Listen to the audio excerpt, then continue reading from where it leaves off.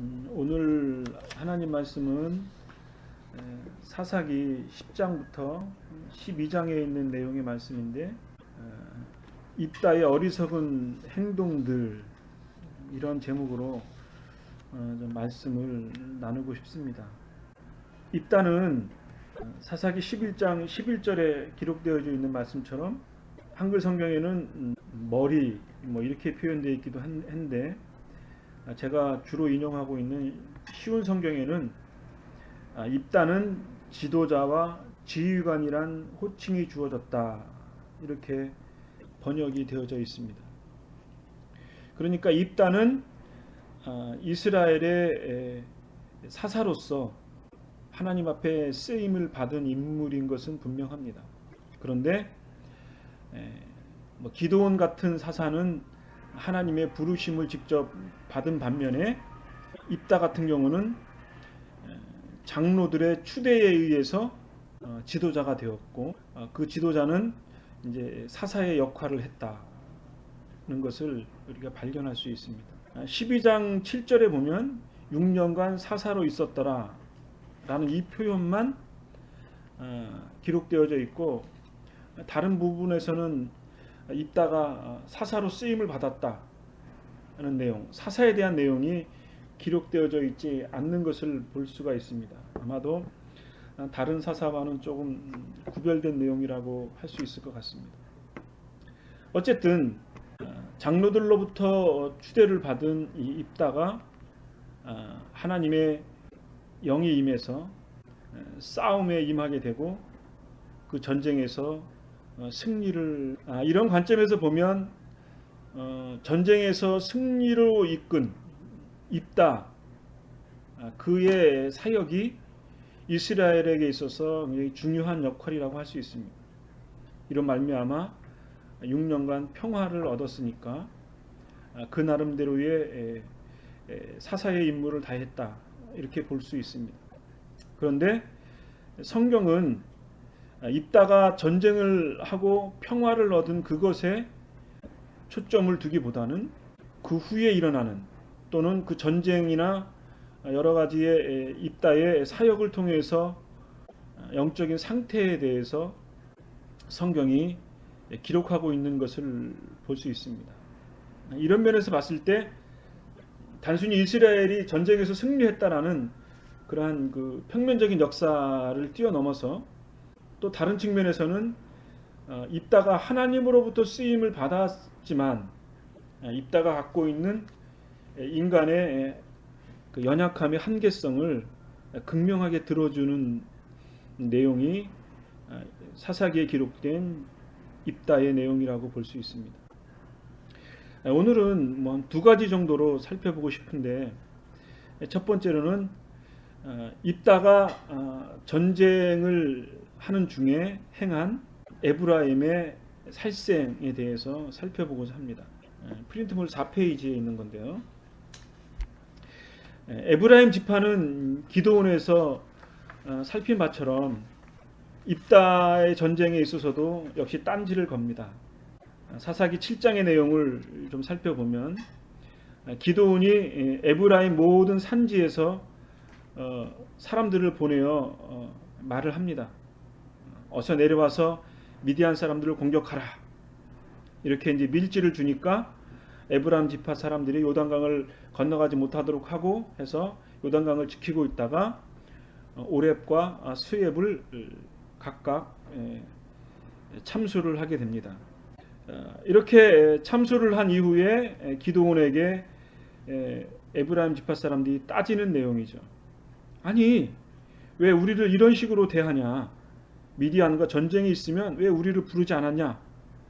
그러면서 기드온에게 화를 냈다고 합니다. 그럴 때 기드온이 뭐라 그랬냐면, 아비에셀, 기드온, 우리 가족들이 한 일보다 에브라임 당신들이 한 일들이 훨씬 공이 큽니다.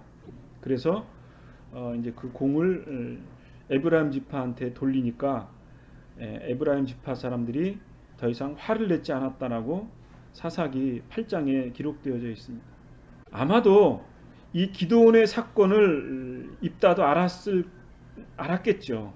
몰랐을 리가 없는데 그리고 또 에브라임 입장에서 보면은 전에 행했던 기드온의 그 사건에서 공을 인정받았으니까 아마도 입다한테도 하면 그 공을 좀 돌려받지 않을까 싶은 이 두 가지의 생각이 같이 있었겠죠.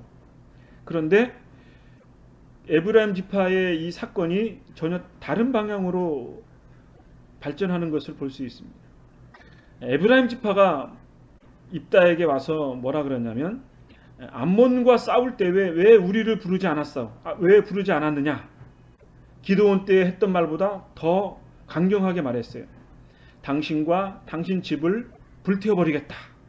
사사기 12장 1절에 이렇게 기록되어져 있습니다. 그러니까 에브라임 지파가 대단히 강경하게 얘기한 거죠. 그런데 입다는 여기서 물러나진 않았습니다. 입다가 뭐라 그랬냐면, 내가 당신들을 불렀지만 당신들은 도우러 오지 않았다.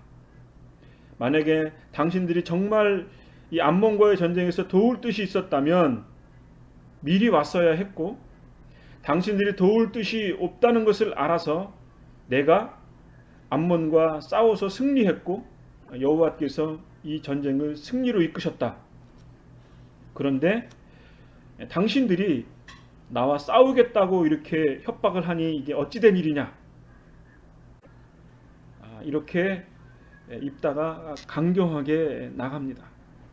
그래서 4장에서 4절부터 7절까지 보면 이제 에브라임이 조롱이 있고 그 입다와 싸움을 하게 됩니다. 그리고 에브라임 지파 사람들이 도망을 가게 됩니다. 그럴 때 요단강 나루토의 길르앗 사람들이 진을 치고 있다가 건너오는 사람들 한 사람 한 사람 도와하는 모습을 보고 이제 발음을 하게 하는 거죠. 십볼렛 이렇게 물으면 그 사람들이 십볼렛 이렇게 말을 하면 죽이는 거예요. 제 군대에 있을 때 그 고참들이 이제 장난으로 얘기하는 거죠. 부산 사람들한테 이제 쌀 해봐 쌀. 그런데 저는 그때 처음 알았어요. 근데 이 쌀이라는 발음을 못하고 살 그러더라고요. 고참들이 그렇게 이제 좀 장난을 쳤던 기억이 있는데, 이 십볼렛도 그런 거죠. 그러니까 에브라임 지파 사람들이 약간 좀 발음을 좀 강하게 하는 것 같아요. 그러니까 십볼렛 이렇게 못하고 십볼렛 이렇게 얘기를 하는 거예요. 발음이 좀 이상한데, 그러니까 쌀 해봐 쌀. 그런데 살, 이 쌍시읒 발음이 안 나는 그런 이제 그 지역적으로 조금 이제 그 언어적 습관이 다르니까 이제 그 발음을 못 하는 거죠. 그런데 이 발음을 통해서 에브라임 지파 사람과 에브라임 지파 아닌 사람들을 구별한 거죠. 그래서 이따가 42,000명이라고 하는 군사를 죽입니다. 42,000명, 엄청난 숫자입니다. 결국은 이런 그 지파 간의 살생이, 에브라임 지파 사람들은 더 큰 이스라엘과의 건널 수 없는 앙금이 쌓였을 거라고 생각이 들고, 나중에는 에브라임 지파가 북이스라엘, 사마리아 성을 중심으로 해서 이제 북이스라엘로 다른 지파들과는 조금 천대를 받는 그런 경향성이 생긴 것도 아마 이러한 그 극심한 살생이 있었기 때문이 아닌가 싶습니다. 에브라임의 이 딴지를 거는 것도 잘못이지만, 입다가 가지고 있던 이런 행동, 왜 이런 극심한 행동을 취했을까? 물론 직접적인 것은 승리를 이끌고 집으로 돌아올 때 입다가 서원한 것, 처음 만나는 사람을 번제로 드리겠다고 하는 서원 때문에 자기 외동딸이 입다를 맞이하니까 그 외동딸이 이제 죽음에 처하는 그러한 비극적인 사실도 있지만, 우선적인 것은 입다가 갖고 있는 가정적인 불운함이었다고 생각이 됩니다. 사사기 11장 1절의 말씀에 보면 입다는 다른 아들들과는 다른 처지였습니다. 창녀의 아들로 태어났다고 했습니다. 그러니까 아버지와 어머니와의 관계가 뭐 이렇게 정상적인 그런 그 혼인 관계 또는 뭐 후첩의 관계라기보다는 부적절한 관계를 통해서 입다가 태어난 것을 볼 수 있습니다. 마치 홍길동과 같은 그러한 그 처지였겠죠. 그래서 천대를 받았습니다. 그리고 형제들이 놀리고 주위의 사람들이 왕따를 시켰습니다. 그래서 너희들은 우리와 같이 살 수 없다. 그리고 우리가 가지고 있는 재산도 너에게는 절대 줄 수 없다. 그래서 강제로 입다를 집에서 쫓아냅니다. 그런데 입다가 가지고 있는 기질이 하나 있었는데 싸움을 잘했어요. 그래서 성경에는 입다가 아주 용사였다고 했습니다. 아마도 형제들로부터 왕따를 당하니까 모든 사람들로부터 천대를 받으니까 자기 자신이 강해야 되겠다라고 생각을 했겠죠. 그래서 더 기질적으로 거칠어진 그러한 모습이 형성이 됐을 거라고 생각이 되어집니다. 좀 다른 이야기이긴 하지만 사사기 11장 28절에 보면 이제 이 입다가 암몬 왕하고 이렇게 이제 대화하는 장면이 있는데 사실은 입다가 굉장히 그 역사적인 안목도 꿰뚫고 있는 것을 볼 수 있고 이 언변도 상당히 그 뛰어난 것을 볼 수 있어요. 그러니까 객관적으로 봐도 암몬 왕이 논리적으로 집니다. 그러니까 싸움을 하기 전에 이제 소위 말하는 이제 이렇게 정탐을 하는 것인데 암몬 왕이 입다의 언변에 당하지 못함에도 불구하고 암몬 왕이 입다를 무시했다 그랬어요. 이것은 뭐냐면 암몬 왕도 입다의 그 여러 가지 정보를 알았겠죠. 그러니까 야, 너가 무슨 이스라엘의 장군이냐? 난 너를 장군으로 인정할 수 없어. 그렇게 멸시한 모습이라고 볼 수 있겠죠. 어쨌든 입다는 가정적으로도 그렇고 여러 정황상 인정을 받지 못하는 불행한 삶이었고 이러한 모습들 또 결정적인 것은 뭐 앞에서 잠깐 살펴보았지만 기도원 가족들이 미디안과의 전쟁을 승리로 이끌었음에도 불구하고 이스라엘 사람들이 기도원 가족들을 돌보지 않았다는 것을 우리는 사사기 8장에서 살펴볼 수 있습니다. 그러니까 입다의 입장에서 봤을 때 기도원 가족에게 냉대를 했던 이스라엘의 그 전철을 밟고 싶지 않았겠죠. 그래서 그 누구도 넘볼 수 없는 권위 그러한 것들이 좀 필요했을 거라고 생각을 합니다. 그래서 에브라임 지파에 대해서 더 강경하게 처했던 것을 볼 수 있습니다. 물론 사사기 12장의 말씀에 보면 입다가 행한 명분이 분명히 있습니다.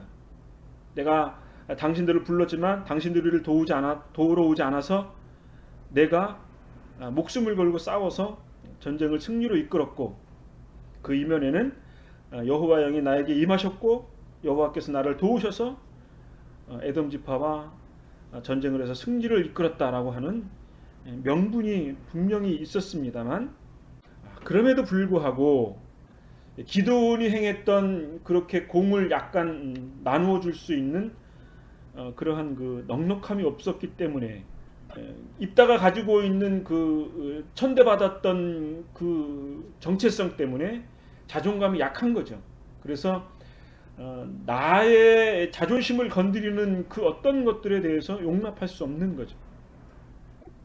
결국은 이런 낮은 자존감이 기도원과는 전혀 다른 양상이 되어서 4만 2천 명을 죽이는 그러한 불행한 이스라엘의 역사를 삼아야 할 줄로 압니다. 기드온에서도 살펴본 바처럼 에브라임 지파도 이스라엘의 12지파 중에 하나였고 북쪽 지역에서는 가장 강대한 지파였습니다. 42,000명이면 정말 작은 숫자가 아니거든요. 그런데 그들을 통해서 이스라엘의 군사력을 강화할 수도 있을 거고 더 협력해서 더 좋은 관계를 맺을 수 있었음에도 불구하고 한 지파를 조륙함으로써 돌이킬 수 없는 불행의 씨앗을 남겼다라는 것은 입다가 가지고 있는 가장 큰 잘못 중에 하나라고 생각할 수 있습니다. 우리의 삶에 있어서도 입다와 같은 실수를 범하지 않는 그러한 성숙함이 있어야 되겠다라는 것을 다시 한번 깨닫습니다. 둘째로는 입다가 행한 엉뚱한 서원에 대한 말씀을 좀 살펴보고 싶습니다. 입다가 전쟁에서 승리로 이끌었습니다. 그런데 전쟁을 하기 전에 서원을 하는 거죠. 11장 30절, 31절의 말씀에 보면 이렇게 서원합니다. 제가 암몬 사람들을 물리치도록 해주시면 저는 여호와께 태워드리는 제물인 번제물을 바치겠습니다. 제가 승리를 거두고 돌아올 때에 제 집에서 저를 맞으러 나오는 첫 번째 사람을 번제로 그를 여호와께 드리겠습니다. 이렇게 서원을 하고 전쟁에 임했는데 전쟁의 결과가 32절에 이렇게 기록되었습니다. 하나님이 도우셔서 입다가 암몬을 물리쳤고 33절에는 추격을 해서 큰 승리를 거두었다라고 기록되어져 있습니다. 그런데 문제는 거기에 있는 것이 아니고 34절에 입다가 승리로 이끌고 돌아올 때 입다의 딸이 그를 맞으러 나왔습니다. 입다의 딸은 소고를 치며 춤을 췄습니다. 입다의 자녀는 오직 이 딸 하나밖에 없었습니다. 35절에는 입다는 자기 딸을 보자 놀라고 당황해서 자기 옷을 찢었습니다. 내 딸아, 내가 나를 너무나 슬프게 하는구나. 내가 여호와께 약속을 했는데 그것은 깨트릴 수가 없는 것이란다. 입다의 딸이 그 약속대로 하세요. 이렇게 입다의 딸도 입다가 서원한 것에 대해서 지켜야 한다라고 말합니다. 그리고 딸이 입다에게 조건을 걸죠. 내가 2달 동안 친구들과 산에 가서 내가 결혼하지 못하고 죽는 것에 대해서 애곡할 것이다. 그리고 결국은 2달 후에 이 외동딸은 죽임을 당합니다. 이런 입다의 그 극단적인 상황, 매우 슬픈 일이 아닐 수 없습니다. 성경을 아무리 읽어봐도 입다가 왜 이런 엉뚱한 서원을 했을까 도저히 이해가 불가능합니다. 저로서는 참으로 이해할 수 없습니다. 예를 들면 내가 제물로 드리겠습니다. 그러니까 짐승을 제물로 드리겠습니다. 하나님이 나와 함께 하셔서 전쟁을 승리로 이끌으신 것에 대해서 감사의 제물을 드리겠습니다. 라고 했다면 충분히 이해할 수 있을 것 같아요. 근데 왜 집으로 돌아갈 때 분명히 마중 나오는 사람은 사람일 텐데 왜 사람을 제물로 드린다라고 서원을 했을까? 이해할 수 없는 거죠.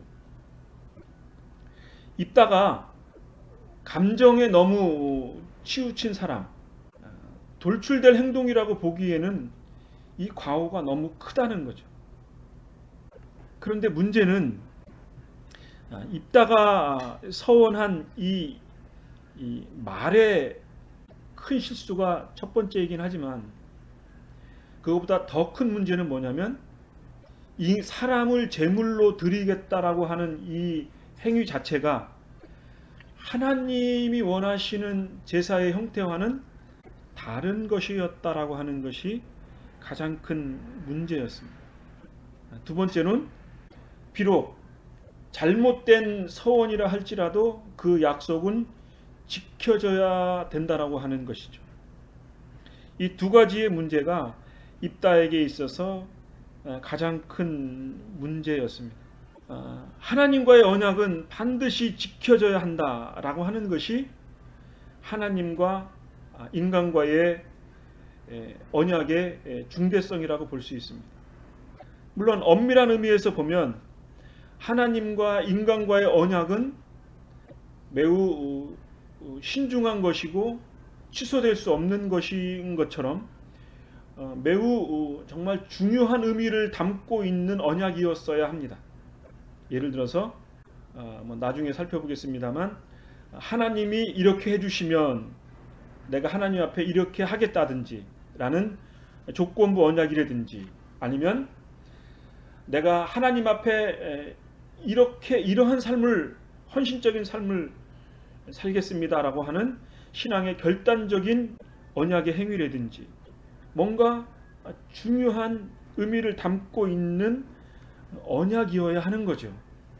그런데 입다가 행했던 것처럼 사람을 제물로 드리겠다라고 하는 이 언약의 행위는 성경이 담고 있는 하나님과의 언약적인 행위가 아니라 이방신들이 섬기는 몰렉 신의 제사 행위였다라고 하는 거죠.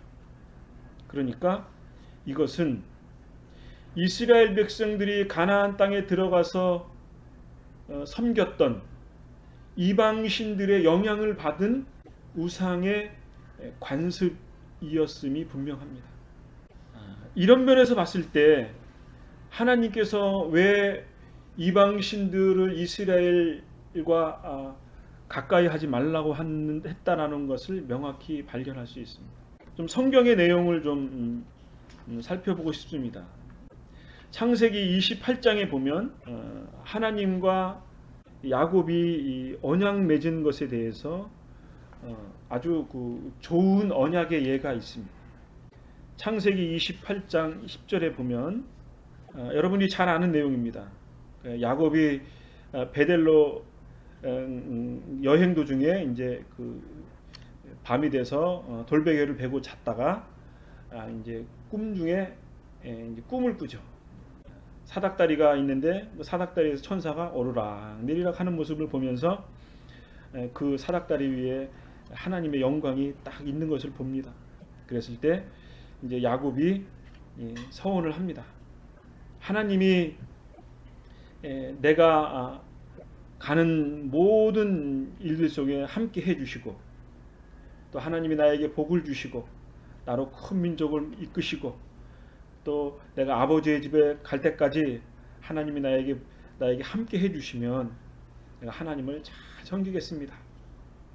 그렇게 언약을 하면서 벌떡 일어나서 돌을 세워서 기름을 붓고 하나님과 언약을 세우면서 여기 이것이 이제 베델이 되게 하겠습니다. 하나님의 집이 되겠습니다. 그러면서 하나님의 집이요 하늘의 문이다 라는 언약을 맺게 되는 거죠. 하나님께서는 이 야곱의 이 신앙의 행위를 복을 주셔서 야곱과 함께하고 그의 아비의 집에 돌아갈 때까지 복을 주시는 그러한 은혜의 언약의 약속이 담겨져 있습니다. 두 번째로는 우리가 잘 아는 나실인에 대한 언약들이 성경에 기록되어져 있습니다. 그러니까 나실인 하면 세상과 구별되어져서 하나님께만 바쳐졌다라는 의미의 내용인데, 민수기 6장 21절의 말씀에 보면 나실인에 대한 율법이 이렇게 기록되어져 있어요. 누구든지 나실인이 되기를 맹세했다면 이 모든 것을 여호와께 바쳐라.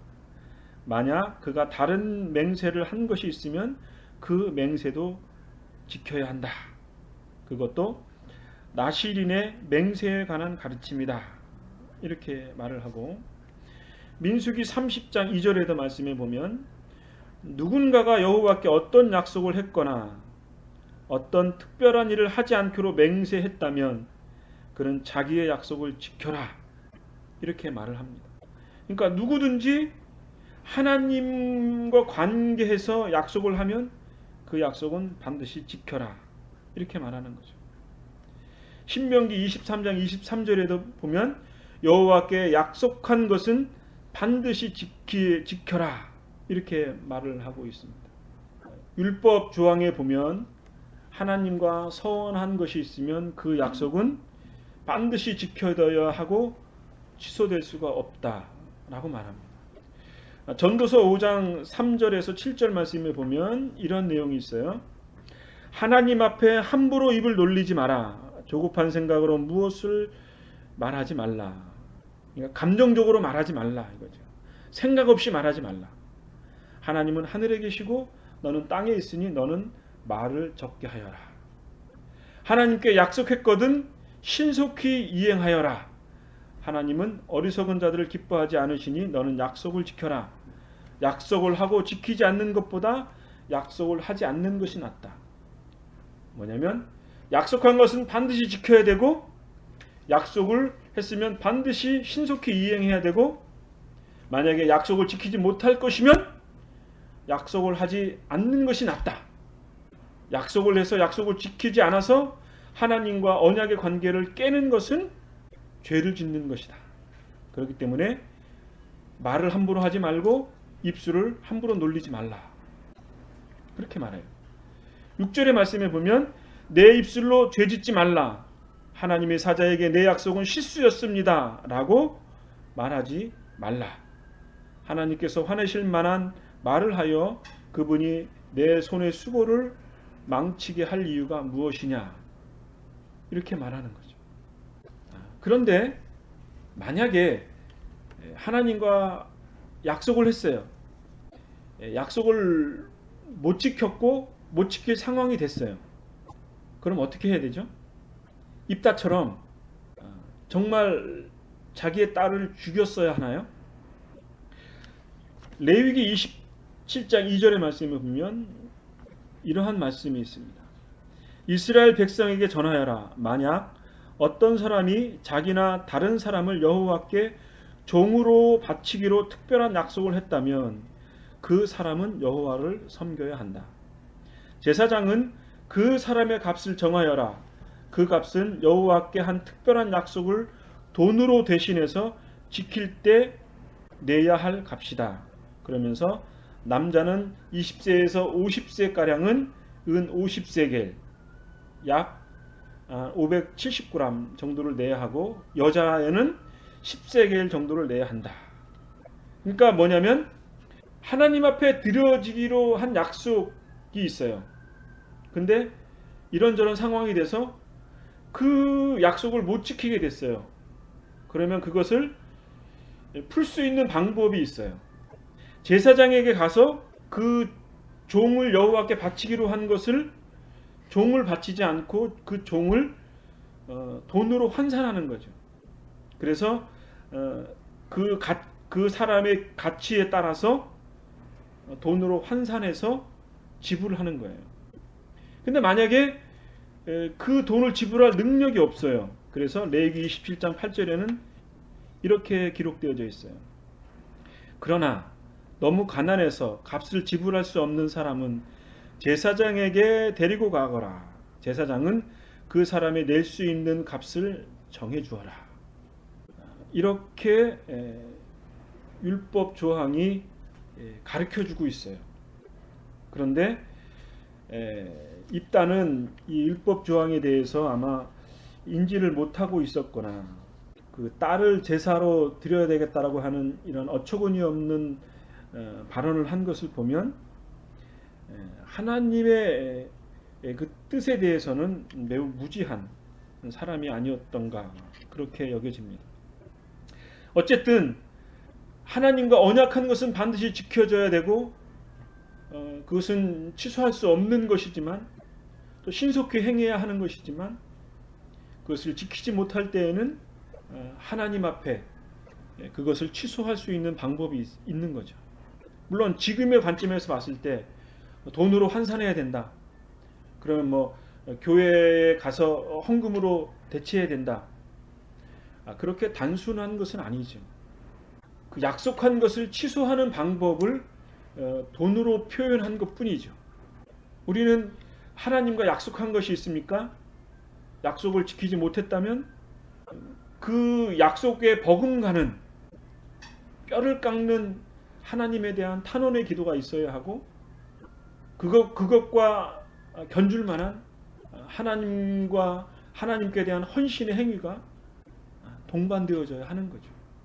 그렇기 때문에 서원은 매우 조심스럽게 행해야 된다고 여겨집니다. 우리가 이 교훈을 깊이 깨닫고 하나님과의 약속을 충실히 수행할 수 있는 그러한 성숙함이 있게 되어지기를 바라고, 서원을 할 수 없는 것이면 하나님 앞에 하지 않고 하나님 앞에 죄를 짓지 않는 그런 성숙함도 필요하겠다 여겨집니다. 다음으로는 인신제사에 대한 말씀을 살펴보고자 합니다. 레위기 20장 1절에서 보면 이렇게 기록되어져 있습니다. 몰렉에게 가서 자기 자녀를 제물로 바치는 사람은 죽여야 한다. 율법서에 그렇게 기록되어져 있어요. 그가 자기 자녀를 몰렉에게 주어서 내 성소를 더럽히고 내 거룩한 이름을 욕되게 했기 때문이다. 그러니까 몰렉에게 자기 자녀를 제물로 바친 사람은 죽여야 한다라고 말하는 거죠. 이거는 인신제사를 말하는 겁니다. 그러니까 성경은 인간을 제물로 바치는 것에 대해서 거부하세요. 몰렉이라고 하는 것은 그 암몬 족속의 족속 신이에요.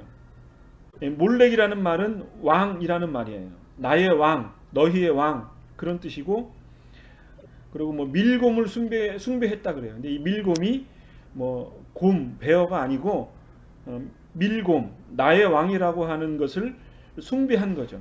그러니까 왕께 헌신하는 행위로서 자기의 자녀를 제물로 바치는 그러한 그 인신제사의 행위를 한 것이 암몬 족속의 제사 행위였던 거죠.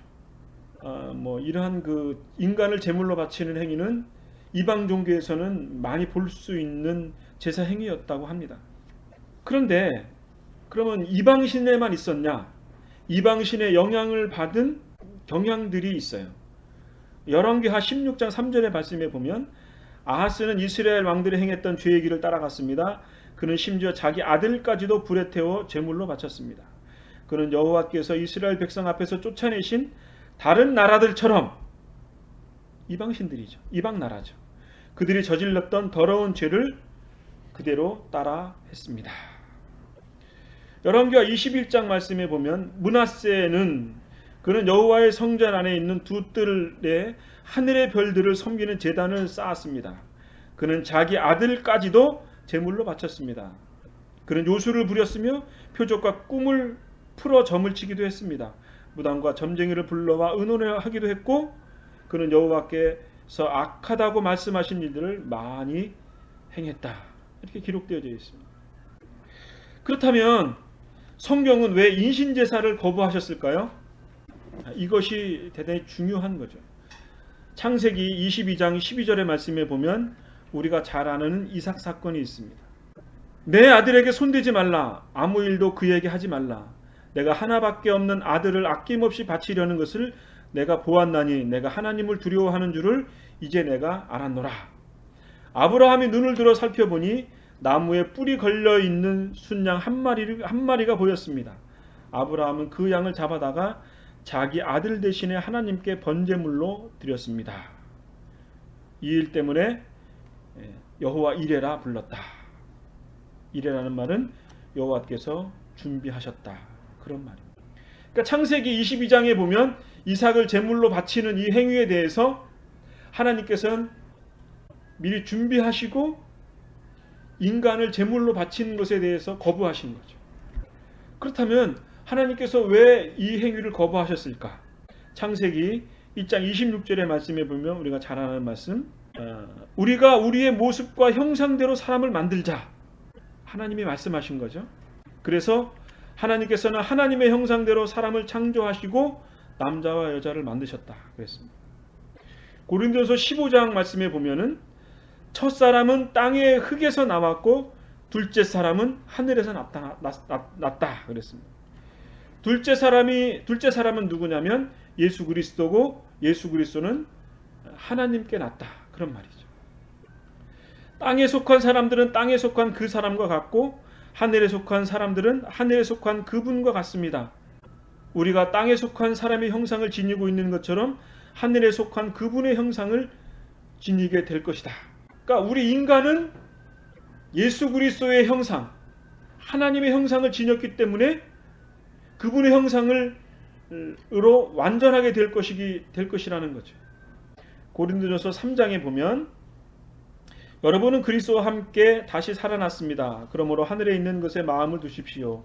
그곳에는 그리스도께서 하나님 우편에 앉아 계십니다. 하늘에 속한 것을 생각하고 땅의 것에 마음을 두지 마십시오. 옛사람은 죽었으며 이제는 그리스도와 함께 하나님 안에서 새로운 삶을 사는 것입니다.